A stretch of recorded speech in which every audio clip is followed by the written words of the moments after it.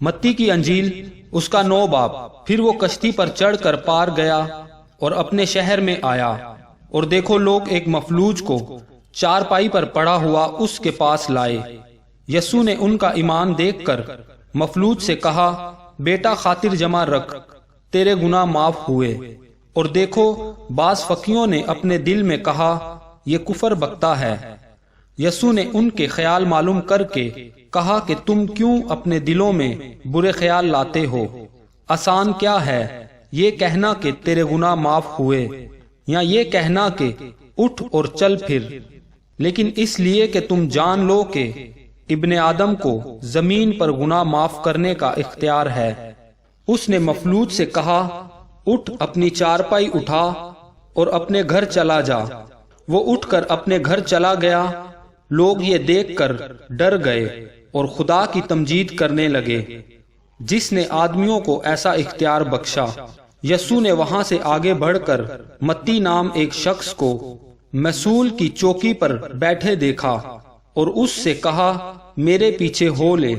وہ اٹھ کر اس کے پیچھے ہو لیا، اور جب وہ گھر میں کھانا کھانے بیٹھا تھا تو ایسا ہوا کہ بہت سے مسول لینے والے اور گناہ گار آ کر یسوع اور اس کے شاگردوں کے ساتھ کھانا کھانے بیٹھے۔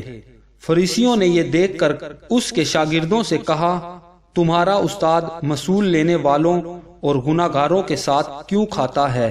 اس نے یہ سن کر کہا کہ تندرستوں کو طبیب درکار نہیں بلکہ بیماروں کو، مگر تم جا کر اس کے معنی دریافت کرو کہ میں قربانی نہیں بلکہ رحم پسند کرتا ہوں، کیونکہ میں راست بازوں کو نہیں بلکہ گناہ گاروں کو بلانے آیا ہوں۔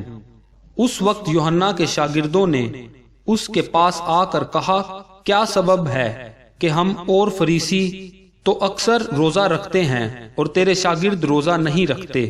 یسوع نے ان سے کہا، کیا براتی جب تک دولہا ان کے ساتھ ہے ماتم کر سکتے ہیں؟ مگر وہ دن آئیں گے کہ دولہا ان سے جدا کیا جائے گا، اس وقت وہ روزہ رکھیں گے۔ کورے کپڑے کا پیون پرانی پوشاک میں کوئی نہیں لگاتا، کیونکہ وہ پیون پوشاک میں سے کچھ کھینچ لیتا ہے اور وہ زیادہ پھٹ جاتی ہے، اور نئی میں پرانی مشکوں میں نہیں بھرتے، ورنہ مشکیں پھٹ جاتی ہیں اور میں بہہ جاتی ہے اور مشکیں برباد ہو جاتی ہیں، بلکہ نئی مشکوں میں بھرتے ہیں اور وہ دونوں بچی رہتی ہیں۔ وہ ان سے یہ باتیں کہہ ہی رہا تھا کہ دیکھو ایک سردار نے آ کر اسے سجدہ کیا اور کہا، میری بیٹی ابھی مری ہے، لیکن تو چل کر اپنا ہاتھ اس پر رکھ تو وہ زندہ ہو جائے گی۔ یسوع اٹھ کر اپنے شاگردوں سمیت اس کے پیچھے ہو لیا، اور دیکھو ایک عورت نے جس کے 12 برس سے خون جاری تھا اس کے پیچھے آ کر اس کی پوشاک کا کنارہ چھوا، کیونکہ وہ اپنے جی میں کہتی تھی، اگر صرف اس کی پوشاک ہی چھو لوں گی تو اچھی ہو جاؤں گی۔ یسوع نے پھر کر اسے دیکھا اور کہا، بیٹی خاطر جمع رکھ، تیرے ایمان نے تجھے اچھا کر دیا۔ پس وہ عورت اسی گھڑی اچھی ہو گئی۔ اور جب یسوع سردار کے گھر میں آیا اور بانسلی بجانے والوں کو اور بھیڑ کو غول مچاتے دیکھا تو کہا، ہٹ جاؤ، کیونکہ لڑکی مری نہیں بلکہ سوتی ہے۔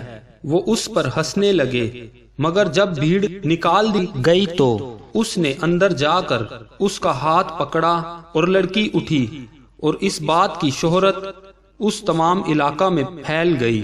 جب یسوع وہاں سے آگے بڑھا تو 2 اندھے اس کے پیچھے یہ پکارتے ہوئے چلے کہ اے ابن داؤد ہم پر رحم کر۔ جب وہ گھر میں پہنچا تو وہ اندھے اس کے پاس آئے، اور یسوع نے ان سے کہا، کیا تم کو اعتقاد ہے کہ میں یہ کر سکتا ہوں؟ انہوں نے اس سے کہا، ہاں خداوند۔ تب اس نے ان کی آنکھیں چھو کر کہا، تمہارے اعتقاد کے موافق تمہارے لیے ہو، اور ان کی آنکھیں کھل گئیں۔ اور یسوع نے ان کو تاکید کر کے کہا، خبردار کوئی اس بات کو نہ جانے۔ مگر انہوں نے نکل کر اس تمام علاقہ میں اس کی شہرت پھیلا دی۔ جب وہ باہر جا رہے تھے تو دیکھو لوگ ایک گنگے کو جس میں بدروہیں تھیں اس کے پاس لائے، اور جب وہ بدروہیں نکال دی گئیں تو گنگا بولنے لگا، اور لوگوں نے تعجب کر کے کہا کہ اسرائیل میں ایسا کبھی نہیں دیکھا گیا۔ مگر فریسیوں نے کہا کہ یہ تو بدروحوں کے سردار کی مدد سے بدروحوں کو نکالتا ہے۔ اور یسوع سب شہروں اور گاؤں میں پھرتا رہا اور ان کے عبادت خانوں میں تعلیم دیتا اور بادشاہی کی خوشخبری کی منادی کرتا اور ہر طرح کی بیماری اور ہر طرح کی کمزوری دور کرتا رہا۔ اور جب اس نے بھیڑ کو دیکھا تو اس کو لوگوں پر ترس آیا، کیونکہ وہ ان بھیڑوں کی مانند جن کا چرواہا نہ ہو خستہ حال اور پراگندہ تھے۔ تب اس نے اپنے شاگردوں سے کہا کہ فصل تو بہت ہے لیکن مزدور تھوڑے ہیں، بس فصل کے مالک کی منت کرو کہ وہ اپنی فصل کاٹنے کے لیے مزدور بھیج دے۔